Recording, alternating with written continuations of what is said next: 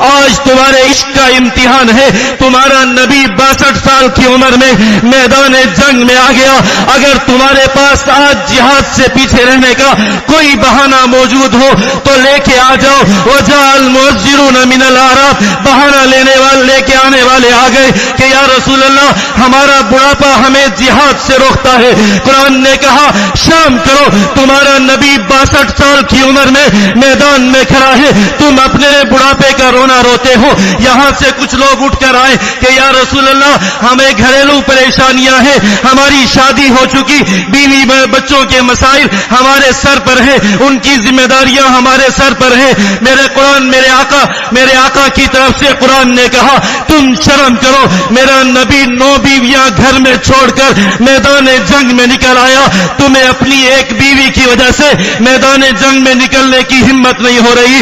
لوگوں نے کہا معیشت کمزور ہے, مدینہ کی معیشت پچھلے 2 سال سے قحط سالی کا شکار ہے, باغات پک کر تیار ہو چکے ہیں, صرف پھل اتارنے کا وقت چاہیے. میرے نبی نے فرمایا کہ مدینہ 2 سال قحط میں رہ کر آ گیا, لیکن اس وقت ریاست مدینہ خطرے میں ہے, ہمیں پھلوں کی ضرورت نہیں, مدینہ بچانے کی ضرورت ہے.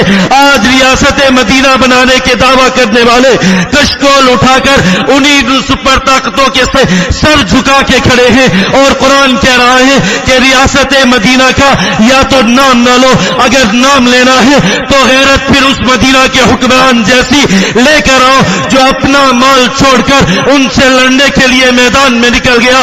کوئی شخص آ گیا کہ یا رسول اللہ میرے راستے میں دینی مسائل, میری دینی مجبوریاں, میری دینی خدمات میرے لیے رکاوٹ بن رہی ہے, میں مسجد کا امام ہوں, مجھے نماز پڑھانی ہوتی ہے, میں کسی کو گھر کی مجبوری ہو وہ آج نبی کا عمل دیکھ لے.